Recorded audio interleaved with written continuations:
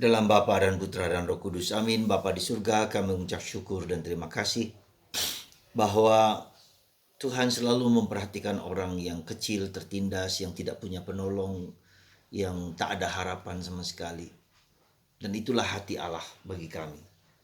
Bantu kami untuk belajar menggantungkan diri seluruhnya 100% kepadamu. Terpujilah namamu kini dan sepanjang segala masa. Amin.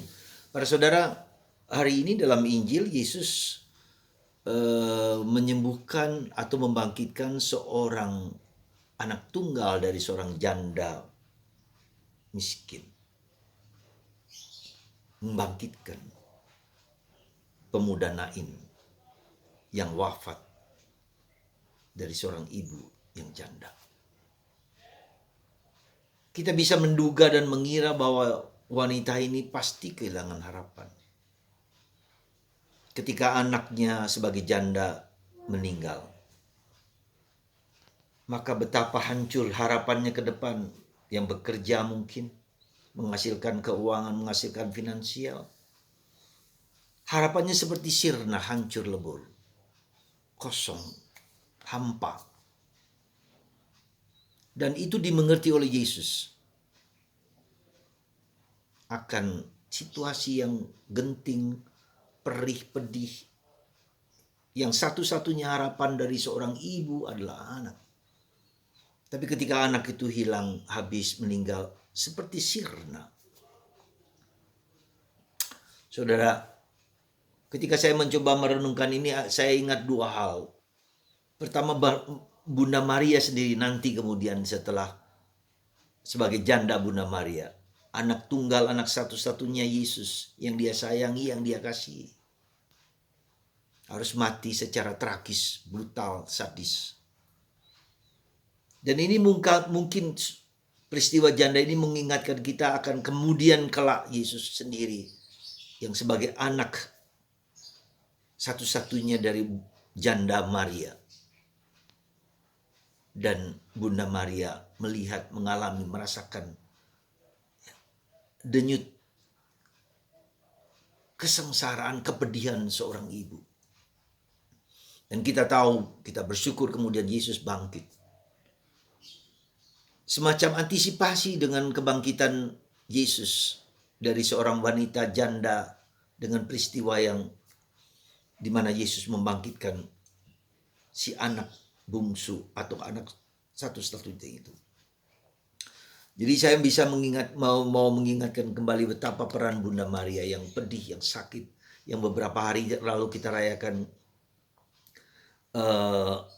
penderitaan Maria Dolorosa, Bunda yang berduka cita.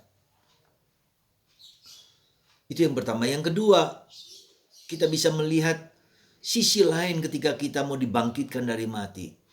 Ketika kita mau hidup kembali, harus mengalami kekosongan. Harus mengalami bukan aku, ya Tuhan, bukan aku tapi Engkau.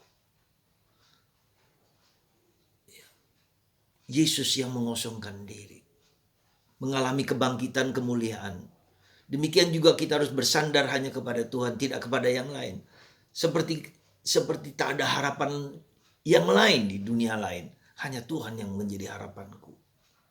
Disitulah Tuhan bertindak. Disitulah Tuhan berbelas kasihan. Disitulah tidak ada harapan lain kecuali Kristus dan Tuhan. Yang ketiga, saya merenungkan tentang untuk bisa sampai kepada titik zero ini, kita merasakan dan mengalami kemahakuasaan Allah. The Almighty God, Allah yang berkuasa. Allah yang punya privilege untuk membebaskan manusia dari segala situasi kehidupan yang pedih, yang pahit, yang mengerikan itu. Saudara, ketiga hal ini yang menjadi bahan permenungan saya, juga permenungan Anda juga. Pertama, kita ingat akan peran Bunda Maria. Kita ingat akan kekosongan hati Bunda Maria sebagai janda yang bersandar hanya kepada Tuhan, dan Tuhan mengabulkan ya, dengan kebangkitan putranya. Yang kedua adalah kemahakuasaan Allah. Allah yang berkuasa. Mari kita mengalami Allah yang berkuasa, yang melakukan mujizat dalam kehidupan kita. kita bersandar kepada kemahakuasaan Allah. Bahwa tidak ada yang tidak mungkin bagi Allah ketika Allah tersentuh. Ya, dan ketiga adalah bahwa kita diajak untuk mengosongkan diri. Ya, mengosongkan diri seperti Yesus.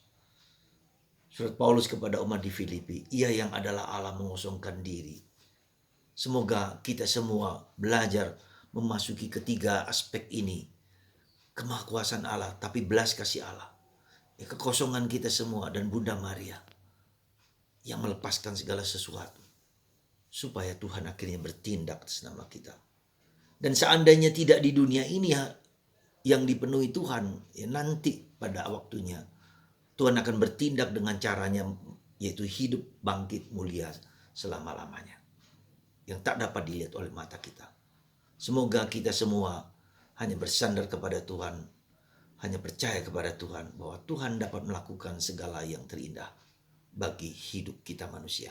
Meski mungkin di dunia kita tidak melihatnya. Tuhan memberkati Anda dan saya, dan bagi Anda yang